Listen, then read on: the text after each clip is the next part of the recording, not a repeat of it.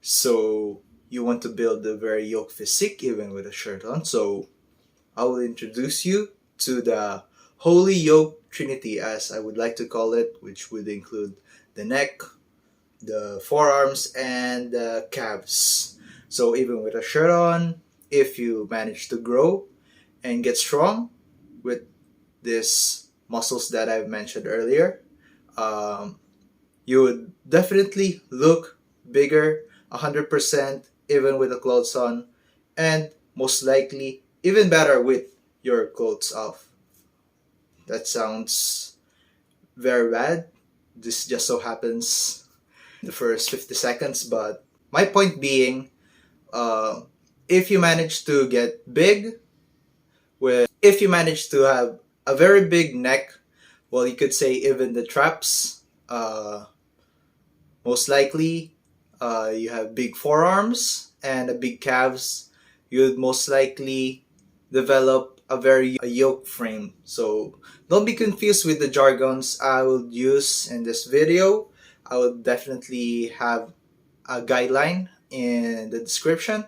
But in general, a yoke, as I would like to define, it was it started with Alex Leonidas, formerly known as Alpha Destiny, back in the 2010s and 2015s when he preached the quote unquote naturally enhanced physique, which would emphasize the supposedly muscle groups that I have been mentioning uh, earlier in this video, with the inclusion of your side delts, your long head of the triceps, the whole upper back, in general, your whole posterior chain, and even your glutes and hamstrings. So definitely do some diggings with Alex's Alex older videos.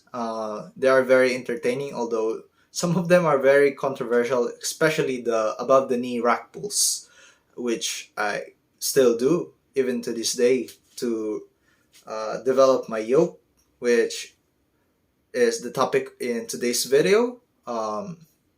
When you build these three big muscles, you definitely have the yoke frame. It's very annoying, but bear with me and watch until the end of this video. You'd have that very mountainous physique. You'd be called like you're built like an ox. Uh, the traps that powerlifters and strongmans possess, with all the heavy lifting that they do in prep and during competition. So you would most likely call this a crippling body dysmorphia, or I am trying to cope with the bulking meme. But most certainly, even in a cutting phase or a recomp, in a lean bulk, you would most definitely still would like and would need to build a very yoked physique if your goal is to look as big as possible even with a shirt on. The first muscle would be the neck. So although I'm not very qualified to have a very big neck and even a big traps, uh, I'm still working on it. The neck, most certainly one of the most underrated muscles even in this day, age and year of 2023, although some are still preaching about it. Of course, Alex Leonidas, natural hypertrophy, bold omniman, and Jeffrey Verity Schofield have been preaching to maximize your workout programs by also including the neck to give you the yoke physique, right? Imagine, uh, I'd give you an example. So I'd probably share a photo of Channing Tatum, a Hollywood actor, with his normal neck on, then compare it when his neck is photoshopped to look smaller than usual, and you'll see what I mean by looking yoked. And with my goal in training my neck, to minimize in me skipping neck workouts is I would most likely do a giant set or a type of superset that would include more than two or more antagonizing muscles or so. So, for example, if I do a bench press and I superset it with either a vertical or a horizontal pull, I would add in some small isolation movements in between instead of just resting and then just staring menacingly at the weights. If you know what I mean.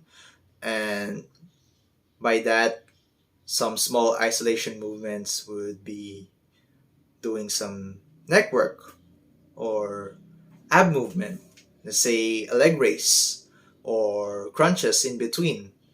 And when I tend to do some neck work, I would definitely hit all sides of my neck. So a lot of curling, a lot of extensions, and then I would also hit both sides of my neck. I think these are called the sternocleidomastoid, if I am if I'm not mistaken. So they would definitely give the overall appearance.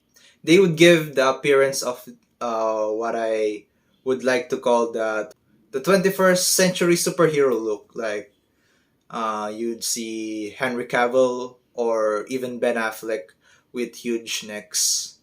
That would definitely give the intimidating look.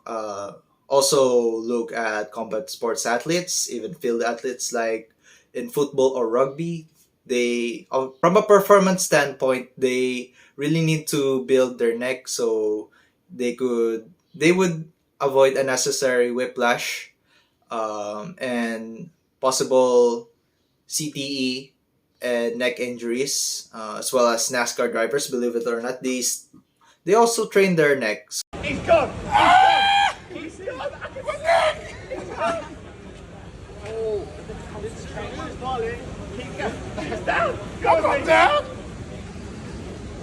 As to avoid uh, also possible neck injuries in a worst case scenario, even probably astronauts, if I'm not mistaken, and even Air Force pilots.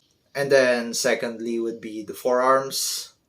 Although mine are still growing, I've been following Natural Hypertrophy's master plan, but probably link his channel down below in the description. You should definitely check him out. One of the best natural natural lifters in the realm of YouTube fitness. So uh, your forearms definitely also contribute in making yourself look bigger without even trying. Look at look back at combat sports guys who do grappling and wrestling. They also tend to have the most well developed forearms to date. It would also include some ring gymnasts and calisthenics freaks, because your forearms also incorporate a lot of grip training and forearm endurance, which would translate well over those supposedly said sports I've said earlier. Although I neglected in isolating my forearms for a very long time, even during the pre-pandemic, I actually developed, well, they used to be small, but they're defined because I used to spam deadlifts, rows, and then some rack pulls, and I used to sandbag them back when I don't know how to program and I don't know what to do. I have no idea what to do at the gym. I would spam those three movements, which are all pulls, so there would be a lot of forearm involvement in all of them. So they definitely build the foundation of my forearm strength and development. Also, I would like to remind you that I also did a lot of bodyweight pull-up variations during the lockdown because, of course, I was forced to I was forced to do only body weight, obviously during the lockdown, and gave me a lot of strength and maintained mostly my forearm size, and probably gave me a lot of muscular endurance just by doing some vertical body weight pulls. So that would be it. My workout plan in my forearms, I also hit it at a daily basis, almost, if not. Uh, I do some I do some neutral flexion curls, some finger curls, both seated and standing, with either a loaded barbell or dumbbells that are heavy enough to actually stimulate my forearm muscles. If you don't have the equipments like I've mentioned earlier, you can probably just use an empty barbell, or what I did during the lockdown, I forgot to mention, is use a very thick PVC pipe or any type of pipe, metallic or plastic. I'm not sure if that's plastic. Correct me if I'm wrong in the comments. So I'd use a very thick PVC pipe back then, and then I'd just do wrist extension and flexions, 1 minute each, until your forearms are pumped enough, and you could rotate it in between until you're bored enough or your forearms itself would give up because of the massive pump that the PVC pipe is providing. I do recommend the bigger ones. Also, you can still use the thinner ones and also use an empty barbell at your disposal if you have one. So then lastly, in my opinion, your calves would definitely contribute with the yoke physique. Although I know it's very intriguing, but hear me out, alright? So imagine this. Guys with the quote unquote chicken legs or a thin spaghetti noodle legs would probably make a pass if they have very huge monstrous calves. It should be instead called bull oxens instead of calves, because they're monstrous enough that they are also the same size as my arms. They're almost they're almost 18 inches or probably above. So that's my logic in why I also add in calves in the Holy Yoke Trinity, along with the neck and the forearms, um, because most of us, even me, I am very guilty of skipping calves even to this day. So my my workout plan with calves is, at the minimal, I hit them 5 times a week, and most likely I would like to hit them almost 7 days a week. So a lot of a lot of frequency, a lot of volume. Although you'd be worried if you'd get injured doing calf exercises. Most certainly, if you are stupid enough to do a very weird calf exercise variation, or you're not that warm enough, you most certainly do get injured doing calf exercises. But in my experience, I have been injured doing calf races. I've never felt discomfort.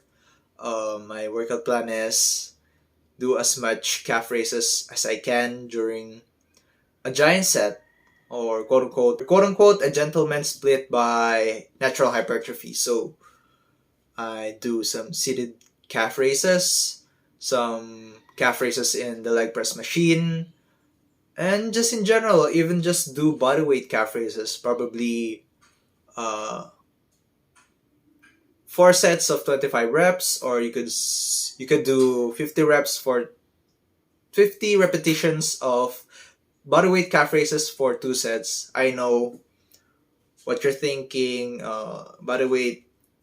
By the way, calf raises are very easy, but if you do it with a 3 second hold from the top, then 3 second hold from the bottom, then do it for almost 50 reps, you'd be very wrong and you'd be humbled. You'd say body weight calf raises are very easy. So definitely do that. I did it back. I recently did it in Monday, and my calves are still sore from doing those. So a quick recap in my calf workout plan.